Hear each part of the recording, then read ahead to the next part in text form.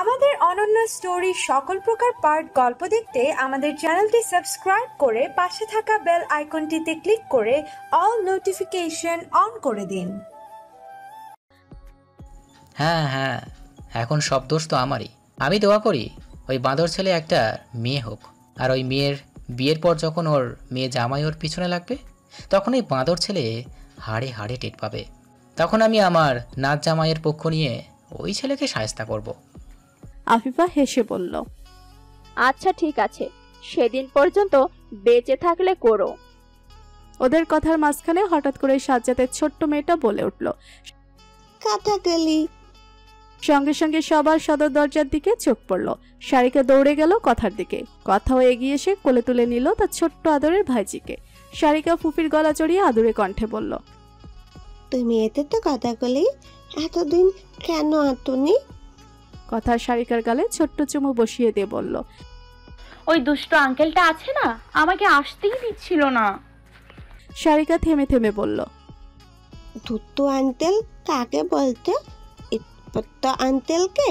কিন্তু ইৎপত্ত আঙ্কেল অনেক ভালো, আমার জন্য অনেক চকলেট নিয়ে আছে। সবাই হাসলো ছোট্ট সারিকার কথা শুনে। কথা সারিকাকে কোল থেকে নামিয়ে জমির মাহমুদকে সালাম করলো। সবাই খুব খুশি কথাকে দেখে।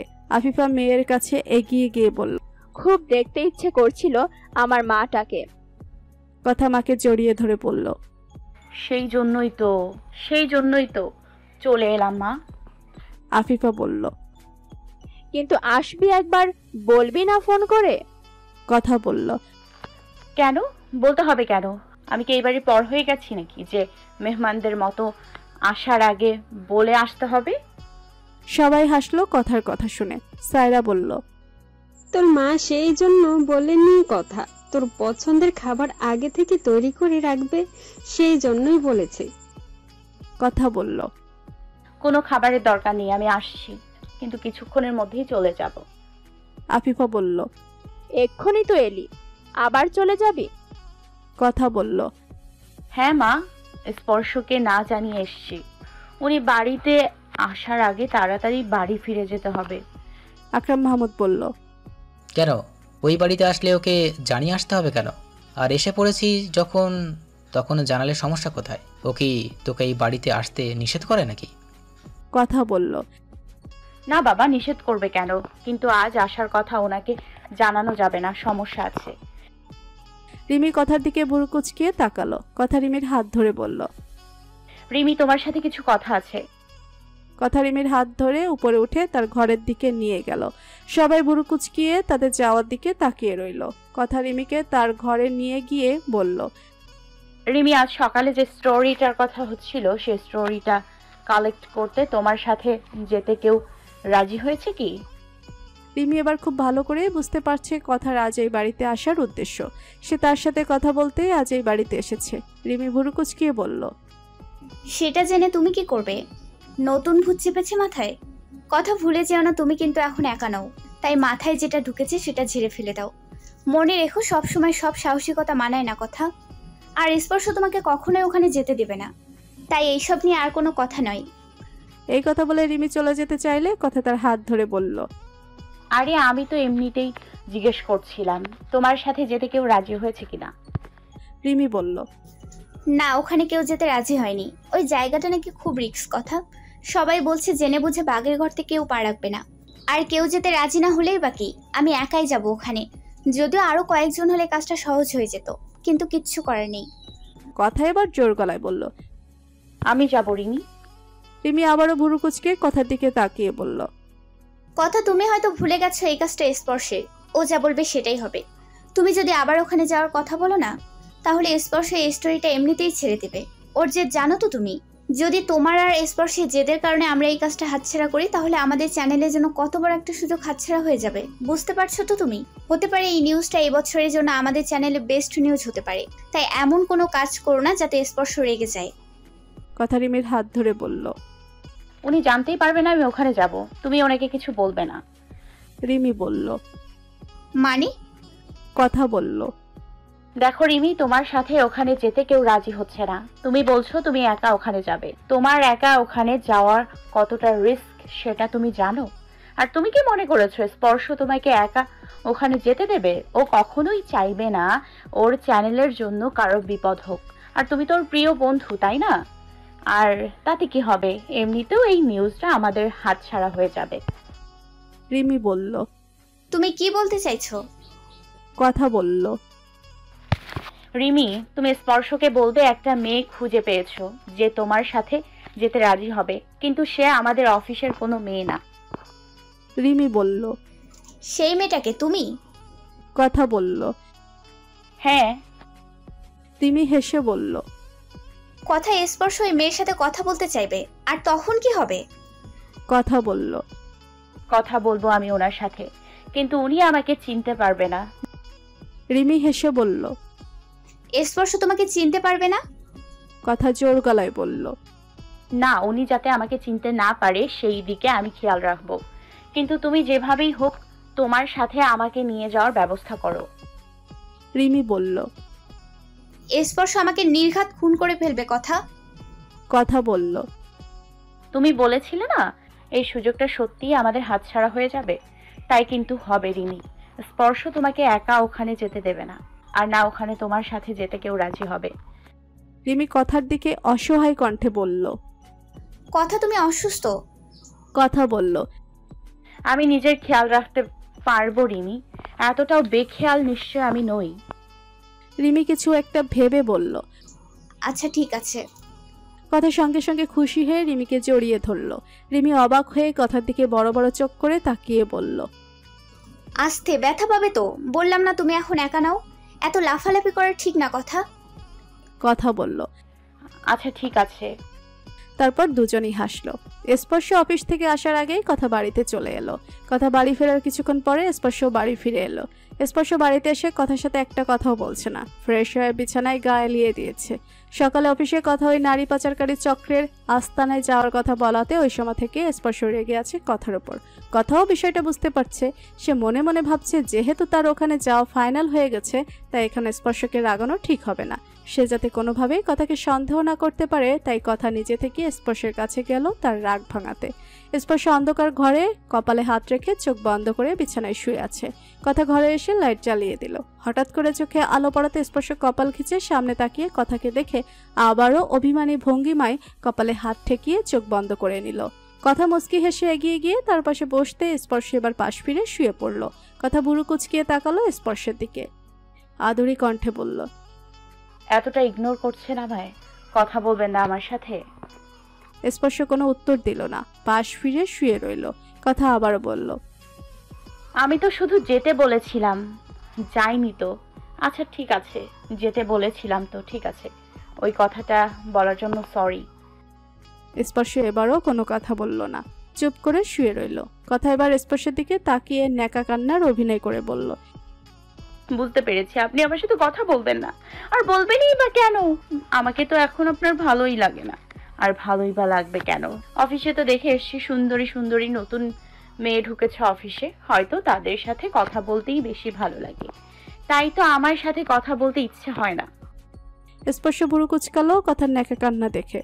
কথা তো কখনো এমন ন্যাকা কান্না করে না। আর কি বলছে কথা? তার কি না অফিসের ওই ন্যাকা মেয়েদের সাথে কথা বলতে বেশি ভালো লাগে? স্পর্শ দাঁতে দাঁত চেপে ধরলো। কথা আবার আর চোখে স্পর্শকে দেখে নিল। কথা আবারও কান্না করতে করতে বলল। ঠিক আছে, আমাকে যখন ভালোই লাগে না আমি ওই বাড়িতে কয়েকদিন থেকে আসি। যখন আমাকে ভালো লাগবে একটা মেসেজ পাঠাবেন, তখন না হয় চলে আসব। এই কথা বলে কথা বিছানা থেকে উঠতে চাইলে স্পর্শ তার হাত ধরে হেঁচকা টানে তাকে বিছানায় শুইয়ে দিল। কথা সঙ্গে সঙ্গে নিজেও তার উপর আধশোয়া হয়ে তীক্ষ্ণ চোখে তার দিকে তাকিয়ে বলল। কি বললে তুমি? অফিসের ওই ন্যাকা মেয়েদের সাথে কথা বলতে আমার বেশি ভালো লাগে? আর তুমি তো কান্না করছিলে, তাই না? তাহলে তোমার চোখে পানি কোথায়? কথা হাসলো। স্পর্শ ভুরু কুচকিয়ে বলল। মানে তুমি আমার সাথে দুষ্টুমি করছিলে? কথা স্পর্শের গলা জড়িয়ে ধরে বলল। জি না মশাই, আপনার রাগ ভাঙাচ্ছিলাম। স্পর্শ বলল। ও, তুমি আমার রাগ ভাঙাচ্ছিলে? তো এইভাবে কি স্বামীর রাগ ভাঙাতে হয়?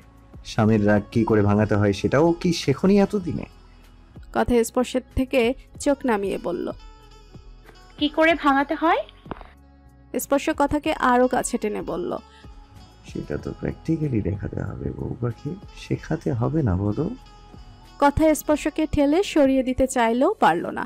স্পর্শের বিশাল বড় শরীরের সাথে সে পেরে উঠল না, কিন্তু স্পর্শ এতক্ষণে কথার গলায় মুখ ডুবিয়ে দিয়ে পাগলের মতো চুমু খেতে লাগলো, সাথে কথাকেও পাগল করতে মত্ত হয়ে পড়ল। রিমি বাড়ি থেকে কিছুটা দূরে দাঁড়িয়ে অপেক্ষা করছে কথার জন্য। অল্প কিছুক্ষণ পর বোরকা পরা একটা মেয়ে এসে দাঁড়ালো তার পাশে। রিমি ভুরু কুচকিয়ে তাকালো মেয়েটার দিকে। রিমিও বোরকা পরেছে, কিন্তু তার মতো নয়। মেয়েটার পুরো শরীর কালো বোরকা দিয়ে ঢাকা, হাত মোজা পা মোজা সহ পুরো শরীর ঢাকা, আর নিকাব দিয়ে পুরো মুখটাও ঢাকা, কালো চশমা দিয়ে চোখটাও ঢেকে রেখেছে। রিমি মেয়েটার দিকে এক পলক তাকিয়ে আবারও চোখ সরিয়ে নিল। পথে ঘাটে কত মেয়েরাই তো আছে, তাদের মধ্যেই হয়তো কেউ একজন এসে তার পাশে দাঁড়িয়েছে। রিমি ঘড়ির দিকে তাকিয়ে অস্থির হয়ে রাস্তার দিকে তাকিয়ে আছে, কখন আসবে কথা। ওইদিকে স্পর্শ, সাজ্জাদ আর শাওন অপেক্ষা করছে তাদের জন্য। এবার মেয়েটা রিমির কাছে এগিয়ে গিয়ে নরম স্বরে বলল, আসসালামু আলাইকুম আপু। রিমি অবাক চোখে তাকালো মেয়েটার দিকে। এ তো কথা, সে নিজেও তো কথাকে চিনতে পারেনি। রিমি আর কথা একসঙ্গে হেসে উঠল। রিমি বলল, কথা সত্যি তোমাকে চিনতে পারা যাচ্ছে না, কিন্তু তোমার গলা কিন্তু স্পর্শ চিনে ফেলবে। কথা বলল, আমি তো কিছু বলবো না রিমি, আমার হয়ে তুমি কথা বলবে। রিমি খুব ভালো করেই বুঝতে পারলো কথা কি বলছে। কথা আর রিমি চলে গেল অফিসের ভেতর। কথা আর রিমি স্পর্শের কেবিনে ঢুকে দেখে শাওন আর সাজ্জাদ স্পর্শের সাথেই বসে আছে। কথা রিমির কানের কাছে আস্তে করে বলল, ভাইয়া এখন এখানে কেন? রিমি আস্তে করে বলল, তোমার ভাইয়াও নাকি আমাদের সাথে যাবে। কথা অবাক হয়ে বলল, মানে আমাদের সাথে যাবে মানে? রিমি হেসে বলল, মানে তোমার ভাইয়া স্পর্শের সাথে বাইরে থাকবে, যাতে কোনো বিপদ হলে সঙ্গে সঙ্গে আমার কাছে পৌঁছাতে পারে। ভাইয়ের ভালোবাসা দেখে কথা হাসলো। সঙ্গে সঙ্গে রিমিও হেসে উঠল। রিমি কথাকে নিয়ে এগিয়ে গেল স্পর্শের সামনে। স্পর্শ বোরকা পরা মেয়েটার দিকে ভুরু কুচকিয়ে তাকিয়ে রিমিকে বলল, উনি কে রিমি? রিমি আমতা আমতা করে বলল, স্পর্শ আমার ফ্রেন্ড, ওই আমার সাথে যাবে। স্পর্শ উপর থেকে নিচ পর্যন্ত মেয়েটাকে একবার ভালো করে দেখলো। কথা কাচুমাচু হয়ে দাঁড়িয়ে আছে, চিনে ফেললো নাকি এইভাবে বুকের ভেতর ধরফড় করছে। স্পর্শ চেয়ার ছেড়ে উঠে এগিয়ে গেল বোরকা পরা মেয়েটার দিকে। স্পর্শ এগিয়ে আসতেই কথা কিছুটা পিছিয়ে গেল। ভয় হচ্ছে খুব মনে, লোকটা শকুনের চোখে কি ধরা পড়ে গেল নাকি। স্পর্শ কথার দিকে তাকিয়ে রিমির উদ্দেশ্যে বলল, রিমি, কাকে নিয়ে এসেছিস? উনি তো আমাকে দেখেই ভয় পাচ্ছে, আর ওখানে গিয়ে তো হার্ট অ্যাটাক করবে। কথার সঙ্গে সঙ্গে মাথা নেড়ে না করলো। মাথা নাড়া দেখে স্পর্শ ভুরু কুচকিয়ে বলল, আপনি কথা বলতে পারেন না? কথার মাথায় সঙ্গে সঙ্গে বুদ্ধি চলে এলো। হ্যাঁ, এটাই ভালো হবে। সে কথা বলতে পারে না, এটাই ঠিক আছে। যেই ভাবা সেই কাজ। কথা এই সুযোগের সঙ্গে সঙ্গে মাথা নাড়িয়ে না বলল। কথার মাথা নাড়ানো দেখে রিমিও অবাক হয়ে গেল। স্পর্শ অবাক হয়ে রিমির দিকে তাকিয়ে বলল, কি রিমি, উনি কি সত্যি কথা বলতে পারেন না? রিমিও কথার তালে তাল মিলিয়ে বোকা বোকা চেহারা করে বলল, না, সত্যি কথা বলতে পারে না। স্পর্শ দাঁতে দাঁত চেপে রিমির দিকে তাকালো। স্পর্শের রাগ বুঝতে পেরে রিমি স্পর্শকে বলল, কিন্তু খুব সাহসী মেয়ে, তুই কোনো চিন্তা করিস না স্পর্শ। স্পর্শ বলল, তোর কি মাথা খারাপ হয়ে গেছে? মেয়েটা কথা বলতে পারে না, আর তুই ওকে এমন একটা রিস্ক কাজে নিয়ে যাচ্ছিস। শাওন এগিয়ে এসে স্পর্শকে বলল, স্পর্শ এই মেয়ের কথা বলতে পারবে না, তাতে আমাদের সমস্যা কোথায়? আমাদের কাজ তো ভিডিও করা, সেটা ভালো করে করতে পারলেই হলো। স্পর্শ এবার কথার দিকে তাকিয়ে বলল, আপনার বোরখার নিকাবটা খুলুন তো প্লিজ। কথার সঙ্গে সঙ্গে চোখ মুখ খিচিয়ে শুকনো ঢুক গিলল। রিমিরও এবার যেন গলা শুকিয়ে যাচ্ছে, সেও শুকনো ঢিক গিলল। রিমি সঙ্গে সঙ্গে বলে উঠল, না না, ও আসলে একটু পদ্মাশীল মেয়ে তো, তাই যার তার সামনে মুখ খোলে না। আর তাছাড়া তুই ওর মুখ দেখার জন্য তো পাগল হয়েছিস কেন? কথা শুনলে কিন্তু খুব রাগ করবে। স্পর্শ অবাক হয়ে বলল, আরে আমি ওনার মুখ দেখার জন্য পাগল হলাম কোথায়? ওনাকে আমার চিনে রাখতে হবে তো নাকি? ওখানে ওনার কোনো বিপদ হলে আমি ওনাকে চিনবো কি করে? রিমি বলল, কিন্তু ও তো তোকে ওর মুখ দেখাবে না স্পর্শ। স্পর্শ এবার বিরক্ত হয়ে বলল, আচ্ছা ঠিক আছে, তবে ওনাকে নিয়ে সাবধানে থাকিস, পরে আবার দেখা গেল তোকেই না বিপদে ফেলে দিয়েছে। স্পর্শের কথা শুনে কথা ভুরু কুচকে দাঁতে দাঁত চেপে ধরল। সাজ্জাদ এগিয়ে এসে রিমিকে বলল, রিমি সত্যি উনি আবার তোমাকে বিপদে ফেলবে না তো? রিমি বলল, আরে কি বলছো তুমি? এরকম কিছুই হবে না। স্পর্শ, সাজ্জাদ, শাওন কেউ আর কিছু বলল না। স্পর্শ কথা রিমির হাতে দুটো ছোট্ট স্পাই ক্যামেরা দিয়ে বলল, এই ক্যামেরাগুলো এমন জায়গায় রাখবে যাতে ওদের চোখে না পড়ে, ওদের চোখে পড়লে কিন্তু সাংঘাতিক বিপদ হয়ে যাবে। তারপর স্পর্শ রিমিকে বলল, রিমি, তোর ব্লুটুথ হেডফোনটা যাতে সারাক্ষণ আমার ফোনের সাথে কানেক্টেড থাকে। আমি সারাক্ষণ তোদের টাচে থাকতে চাই। কোনো ধরনের সমস্যা হলে ভয় না পেয়ে আমাকে বলবি। আমি, শাওন, ইমন, সাজ্জাদ আর সাজিদ ওই আস্তানার আশেপাশেই থাকবো। আর আমাদের সঙ্গে পুলিশও থাকবে। তোরা কিন্তু ভয় পাবি না। আর আরেকটা কথা, ওখানে থাকা মেয়েগুলোর দিকে খেয়াল রাখিস। যখন পুলিশ হামলা করবে তখন কিন্তু প্রচণ্ড গোলাগুলি হবে। সেই সময় কিন্তু বন্দি মেয়েগুলো ভয় পেয়ে ছোটাছুটি করতে পারে, সেই দিকে সাবধান থাকিস। রিমি বলল, তুই কোনো চিন্তা করিস না স্পর্শ, একটা মেয়েরও ক্ষতি হবে না। ইনশাল্লাহ আমরা সবগুলো মেয়েকে সঙ্গে নিয়ে বেরিয়ে আসতে পারবো। রিমির সঙ্গে সঙ্গে সবাই ইনশাল্লাহ বলল। স্পর্শ এবার কথার দিকে তাকিয়ে হাত নাড়িয়ে তার দৃষ্টি আকর্ষণ করে বলল, হ্যালো, কথা বলতে পারেন না কিন্তু শুনতে তো পারেন। যা যা বলেছি বুঝতে পেরেছেন তো? কথার সঙ্গে সঙ্গে মাথা নাড়িয়ে হ্যাঁ বলল। স্পর্শ চোখ কপালে উঠিয়ে বিরক্ত ভঙ্গিমায় বলল, থ্যাংক গড। ঠিক তখনই সাজিদ কেবিনে ঢুকলো। স্পর্শ সাজিদকে দেখে বলল, সাজিদ, থ্যাঙ্কস ভাই, তুই এসেছিস। আসলে আমি চাচ্ছি না আমাদের গ্রুপ থেকে কেউ ওদের সামনে যায়। কোনো কারণে ওরা যদি আমাদের চিনতে পেরে যায় তাহলে খুব বিপদ হয়ে যাবে। তাই তোকেই ওদের সামনে যেতে হবে। সাজিদ বলল, কোনো সমস্যা নেই, কি করতে হবে বলো আমাকে। স্পর্শ সাজিদকে সবটাই বুঝিয়ে দিল। তারপর একটা ফোন হাতে নিল যাতে নতুন একটা সিম কার্ড লাগানো। ইমন আগে থেকে সাধু বাবার ডান হাত হয়ে যে ছেলেটা কাজ করে তার ফোন নাম্বার জোগাড় করে নিয়ে এসেছিল। স্পর্শ দালাল সেজে তাকেই ফোন দিল। ওপাশ থেকে ফোন রিসিভ হতে স্পর্শ বলল, হ্যালো, জাবেদ বলছো? জাবেদ নামের ছেলেটি ওপাশ থেকে বলল, হ্যাঁ বলছি। স্পর্শ বলল, আমার কাছে দুটো মেয়ে আছে। আমি এই মেয়েগুলোর বিনিময়ে মোটা অঙ্কের টাকা চাই। ওপাশ থেকে জাবেদ নামের ছেলেটা থতমত খেয়ে বলল, মানে কি বলছো? কে তুমি? আর এই জন্য আমাকে ফোন দিয়েছো কেন? স্পর্শ হেসে বলল, আমার সাথে অভিনয় করে লাভ নেই। আমি সব জানি বলেই তোমাকে ফোন দিয়েছি। আমি খুব ভালো করে জানি তোমরা মেয়েদের টাকার বিনিময়ে কিনে নাও, আর সেই মেয়েদের টাকার বিনিময়ে বিদেশে বিক্রিও করে দাও। আমাকে নিয়ে ভয় নেই, আমি কাউকে কিচ্ছু বলবো না। আমি তোমাদের হয়েই কাজ করতে চাই। আমার কাছে দুটো মেয়ে আছে, গ্রাম থেকে ফুসলিয়ে ফাসলিয়ে নিয়ে এসেছি। যদি মেয়ে দুটোকে কিনে নাও তাহলে তোমার সাথে দেখা করতে পারি। জাবেদ বলল, এসব খবর তোমাকে কে দিয়েছে? স্পর্শ বলল, আমার মতো যারা মেয়েদের এনে তোমাদের কাছে বিক্রি করে দেয় তাদের একজনের কাছ থেকে। জাবেদ বলল, এসব কথা ফোনে বলতে পারবো না, সামনাসামনি এসো, কথা বলতে হবে। স্পর্শ বলল, আমি মেয়ে দুটোকে সঙ্গে নিয়ে আসছি, টাকাটা রেডি রেখো। এই কথা বলে স্পর্শ ফোন রেখে দিল। স্পর্শ ওই ফোনটা সাজিদের হাতে দিয়ে বলল, আমি এতক্ষণ দালাল সেজে ওই ছেলেটার সাথে কথা বললাম, আর এখন তুই দালাল সেজে রিমি আর মেয়েটাকে ওই ছেলেটার কাছে দিয়ে আসবি। এমনভাবে কথা বলবি যাতে ও তোকে পুরোপুরিভাবে বিশ্বাস করে। সাজিদ সবটাই বুঝতে পারল। মাজারের মতো পবিত্র একটা নামকে সামনে রেখে ভিতরে চলে নারী পাচারকারী ব্যবসা। সাজিদ নিজের এমন একটা লুক নিল যাতে তাকে দেখে খুব ভালো করে বুঝতে পারা যায় যে সে গ্রামের একটা লাফাঙ্গা ছেলে। স্পর্শ গাড়িতে বসে থেকেই রিমিকে বলল, রিমি, সাবধানে থাকবি।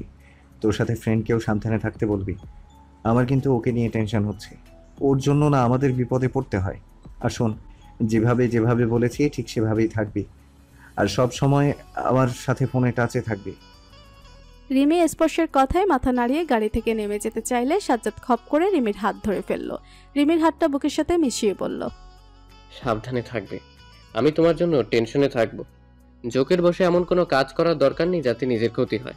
মনে রেখো, বাড়িতে তোমার মেয়ে তোমার জন্য অপেক্ষায় থাকবে। রিমি এক চিলতে হাসি ফুটিয়ে বলল, এত চিন্তা করার কিছুই নেই, ইনশাল্লাহ আমাদের কিছুই হবে না। সাজিদ রিমিয়ার কথায় গাড়ি থেকে নেমে পড়ল। তারা ওই সাধু বাবার সাজানো মাজারের ভিতরে চলে গেল। স্পর্শ ভুরু কুচকিয়ে বোরকা পরা মেয়েটার দিকে তাকিয়ে রইল, কিন্তু সে বুঝতেই পারল না এই বোরকার নিচে তার প্রাণ পাখি নামক কথাকলি আছে। কথা রিমি তাদের নিজেদের লুকানো ক্যামেরা অন করে নিল।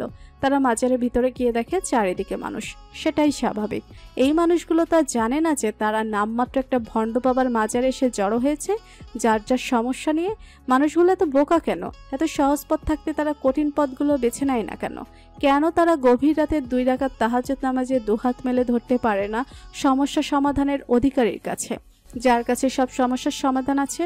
নিজের মনের মধ্যে এসব ভেবে সেই বোকা মানুষগুলোর জন্য আফসোস করলো কথা। আর সেই বোকা মানুষগুলোর দুর্বলতাকে পুঁজি করেই ওই সব খারাপ মানুষগুলো তাদের ফায়দা তুলে যাচ্ছে। সেই মানুষগুলোর প্রতিও ঘৃণায় মন তিক্ত হয়ে উঠল। একটা ঘরের সামনে লাইন ধরে দাঁড়িয়ে আছে মানুষ।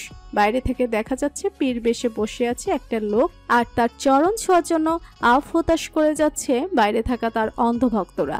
কিছুক্ষণ পর একটা ছেলে এগিয়ে এলো তাদের কাছে। ছেলেটা সাজিদকে খুব ভালো করে পরখ করলো, সাথে বোরকা পরা মেয়ে দুটোর দিকে দাঁড়িয়ে হাত বোলাতে বোলাতে তাকালো। ছেলেটা সাজিদের উদ্দেশ্যে বলল, আমি জাবেদ, তুই তো আমাকে ফোন করেছিলি। সাজিদ বলল, হ্যাঁ। ছেলেটা সাজিদ কথা রিমিকে একটা নিরিবিলি জায়গায় নিয়ে গেল।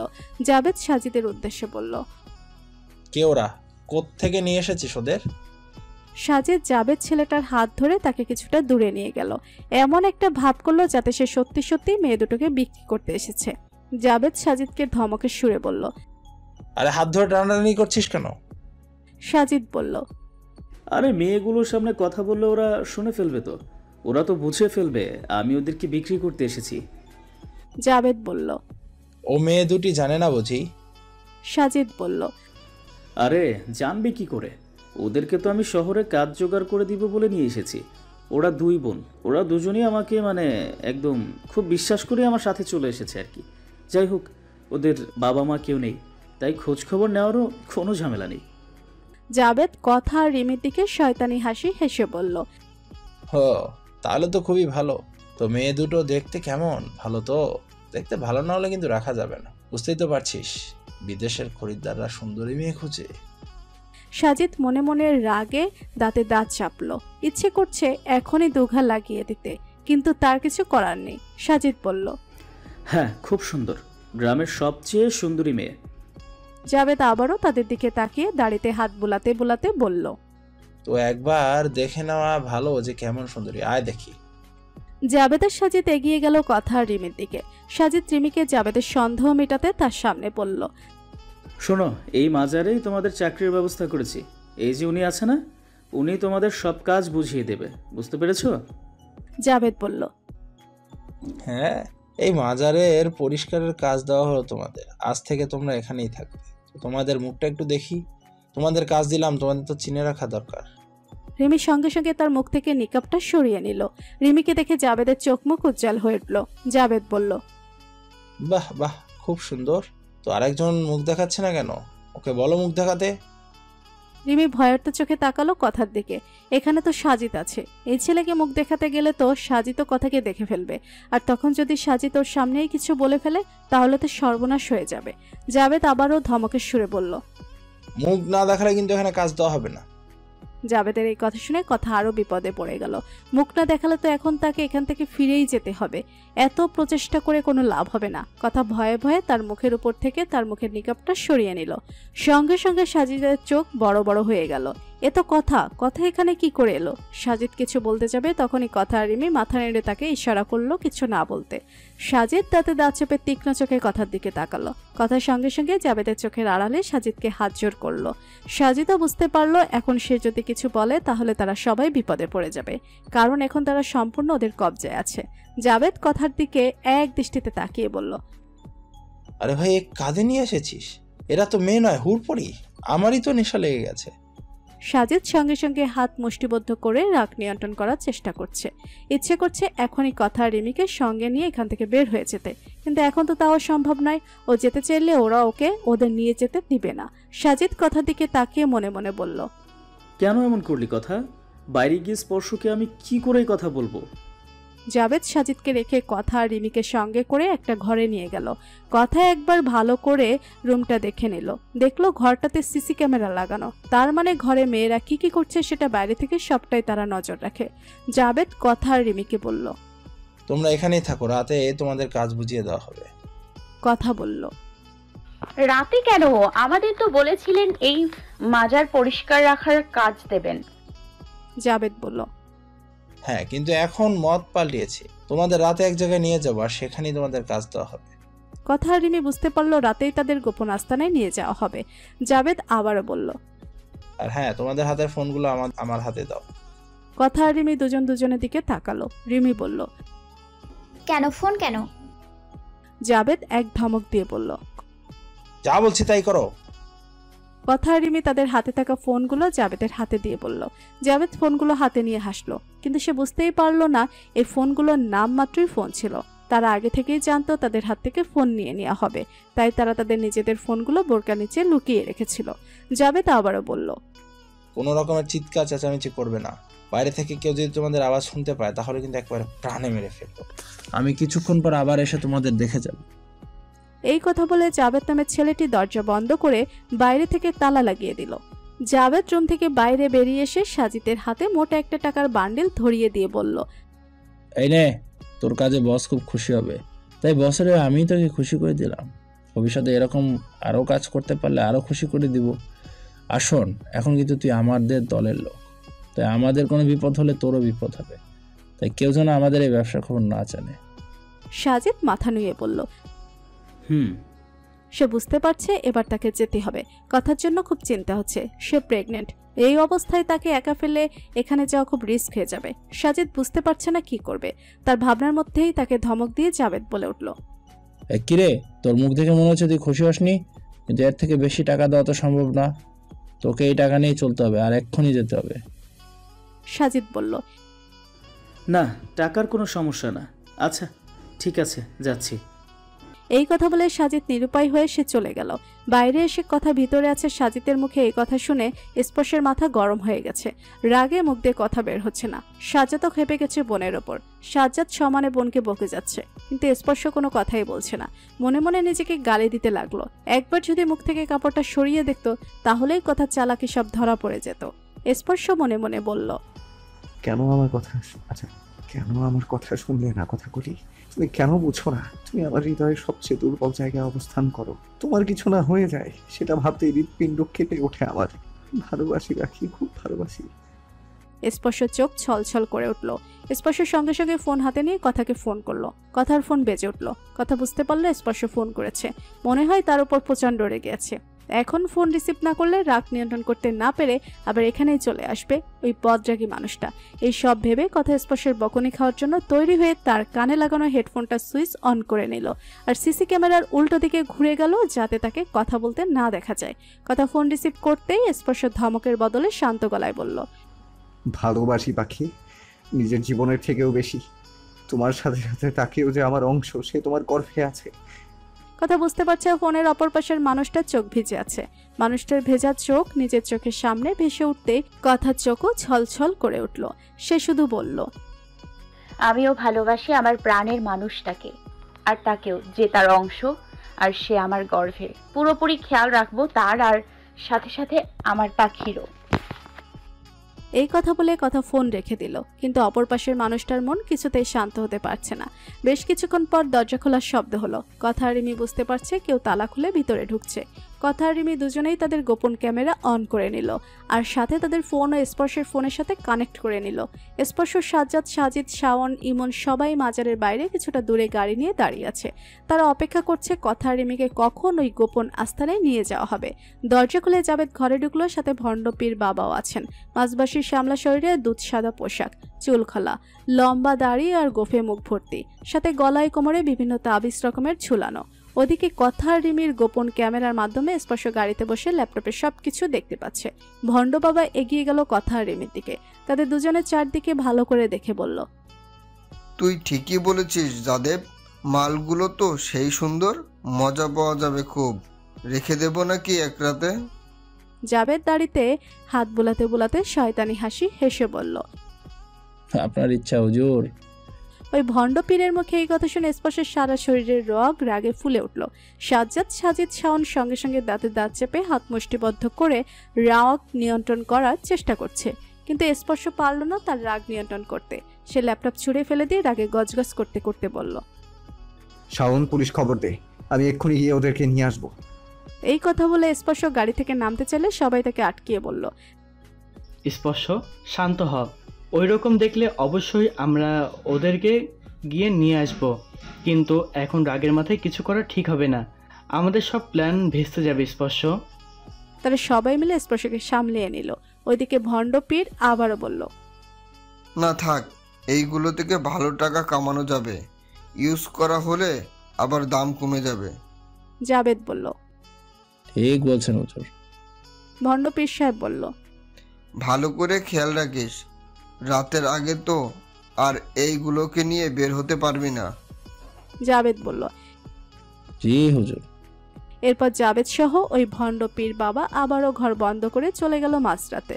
প্রায় 3টে ছুঁই। কথা আর রিমির মুখে কস্টিপ লাগিয়ে জাবেদ সহ 3টে ছেলে তাদের নিয়ে দ্রুত পায়ে গাড়িতে উঠে গেল।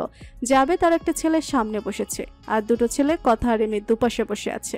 কথা আর রিমি তাদের হাত থেকে ছাড়া পাওয়ার জন্য ইচ্ছে করে জোর জবরদস্তি করছে, যাতে তাদের সন্দেহ না হয়। তাদের এরকম জোরাজোরিতে জাবেদ তার পকেট থেকে পিস্তলটা বের করে তাদের সামনে ধরে বলল, আর একটু নড়াচড়া করলে দুজনকে একেবারে শেষ করে ফেলবো। কথা আর রিমি দুজনেই ভয় পাওয়ার ভান করে চুপ করে থাকলো। জাবেদ তাদের চুপ করে যাওয়া দেখে হাসলো। সামনে থাকা ছেলেটি গাড়ি স্টার্ট দিয়ে মেইন রাস্তায় গাড়ি নিয়ে বের হয়ে গেল। স্পর্শের গাড়ি ওই মেইন রাস্তায় অপেক্ষা করছিল কখন তাদের গাড়ি আসবে। তাদের গাড়ি মেইন রাস্তায় বেরিয়ে যাওয়ার পর শাওনও গাড়ি স্টার্ট দিল। স্পর্শের গাড়ির পেছন পেছন পুলিশের গাড়িও ছিল। পুলিশের গাড়িতে থাকা সবাই নর্মাল ড্রেস পরা ছিল, যাতে কেউ তাদের চিনতে না পারে। গাড়ি যাচ্ছে তো যাচ্ছে, থামার নাম নেই। গাড়ি যেতে যেতে একসময় ঢাকার বাইরে বের হয়ে এক জঙ্গলের ভেতর দিয়ে ঢুকে পড়ল। জঙ্গলের বেশ খানিকটা পথ যেতে জাবেদের চোখ পড়ল গাড়ির লুকিং গ্লাসের ওপর। জাবেদ পেছনে তাকিয়ে দেখে 2টা গাড়ি তাদের পেছন পেছন আসছে। জাবেদের মনে সন্দেহ হলো সাথে সাথেও। এই সময় এই জঙ্গলের পথ দিয়ে তো তাদের ছাড়া আর কেউ আসার কথা নয়। এই জঙ্গলটা তো পুরোপুরি তাদের দখলে। এই সময় এই জঙ্গলে কে আসবে? তাহলে কি তাদের ফলো করে এই গাড়িগুলো তাদের পেছন পেছন এসেছে? জাবেদ ড্রাইভে থাকা ছেলেটিকে গাড়ির স্পিড বাড়িয়ে দিতে বলল। ছেলেটি গাড়ির স্পিড বাড়িয়ে দিল। জাবেদ কি করবে বুঝতে পারছে না। গাড়ি ঘুরিয়ে নেবে নাকি আস্তানার দিকে নিয়ে যাবে? গাড়ি ঘুরিয়ে নিলে তো 2টো গাড়ি পথ আটকিয়ে তাদের ধরে ফেলবে, আর আস্তানার দিকে নিয়ে গেলে তো তাদের এতদিনে লুকিয়ে রাখা গোপন আস্তানার খোঁজ পুলিশ পেয়ে যাবে, যেখানে শত শত মেয়েরা এখনো বন্দী আছে। ড্রাইভে থাকা ছেলেটা বলল, বস কি করব? জাবেদ বলল, গাড়ি আস্তানায় নিয়ে যা, ওখানে আমাদের আরো লোকজন সহ অস্ত্রশস্ত্র আছে। এখানে আমরা একা ওদের সাথে পেরে উঠবো না। কথা রিমির লুকানো ক্যামেরা দিয়ে স্পর্শ সবকিছু শুনতে পারছে, কিন্তু জাবেদের কথা রিমির উপর একটুও সন্দেহ হয়নি। সে বুঝতেই পারেনি তার গাড়িতে বসে থাকা 2টি মেয়ে জার্নালিস্ট। গাড়ি জঙ্গলের ঠিক মাঝখানে আসতেই জাবেদের গাড়ি দাঁড়িয়ে গেল। গাড়ি থামতে জাবেদ একজন ছেলেকে বলল, মনির, তুই এই মেয়ে দুটোকে আস্তানায় নিয়ে যা, আর আস্তানার ভিতরে থাকা আমাদের ছেলেপুলেকে গিয়ে বল তাদের অস্ত্র নিয়ে বের হতে। যেগুলো এসেছে সেগুলোর একটাকেও আজ বাড়ি ফিরতে দেব না, একেবারে ওখানেই মেরে পুঁতে ফেলবো। জাবেদের কথায় কথা আর রিমির বুক কেঁপে উঠল। মনির নামের ছেলেটা কথা আর রিমিকে টেনে হেসড়ে গাড়ি থেকে নামালো। তারা গাড়ি থেকে নেমে দেখে চারদিকে নির্জন পরিবেশ। এখানে আস্তানা কোথায়? এখানে তো কিছুই নেই। তারা একজন আরেকজনের দিকে তাকালো। ছেলেটা কিছুটা দূরে এগিয়ে গিয়ে একটা জায়গায় পড়ে থাকা শুকনা পাতা সরাতে লাগলো। কথা আর রিমি ভুরু কুঁচকাল। তারা নীরবে সবকিছু দেখছে। অবাক কাণ্ড। ছেলেটা পাতা সরানোর পরেই কাঠের একটা দরজা দেখা গেল। ছেলেটা 2 হাত দিয়ে সেই দরজাটা সরিয়ে দিল। তারপর কথা রিমিকে টেনে ওই দরজার পথ দিয়ে মাটির নিচে থাকা সুড়ঙ্গ দিয়ে নেমে গেল। তাহলে এই তাদের গোপন আস্তানা, যার খবর পুলিশ কেন কেউই জানে না। আর জানবে কি করে? কেউই বা বুঝতে পারবে যে এই মানব শূন্যহীন জঙ্গলে মাটির নিচে এমন একটা লুকানো আস্তানা আছে? সুড়ঙ্গ দিয়ে কিছুটা যেতেই পৌঁছে গেল তারা তাদের কাঙ্ক্ষিত জায়গায়, যেখানে বন্দি করে রাখা আছে শত শত নিরীহ মেয়েদের। কথা আর রিমির ক্যামেরায় সবকিছু রেকর্ড করা হচ্ছে। মেয়েগুলোর দিকে তাকিয়ে কথা চোখ ছলছল করে উঠল। 12 বছরের মেয়েও ছাড়া পায়নি এই জানোয়ারগুলোর হাত থেকে। ভয়ে চুপসে আছে শত শত মুখ। প্রতিনিয়ত তাদের চারপাশে 3 থেকে 4 জন বন্দুকধারী লোক পায়চারি করে। ভয়ে তো চুপসে থাকবে এই মেয়েগুলো। ছেলেটা কথা রিমিকে বলল, ওই তোরা ওই মেয়েদের সাথে গিয়ে বসে পড়। আজ থেকে ওদের সাথেই থাকবি তোরা। সময় হলে চলে যাবে বিদেশে, ওই বড় ছোট বাবুদের হাতে।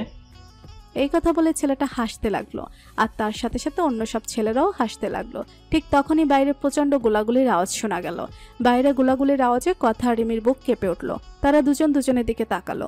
মনির ছেলেটি আস্তানায় থাকা ছেলেগুলোকে বলল, এই তোরা তোদের হাতের অস্ত্র সব নিয়ে বাইরে চল।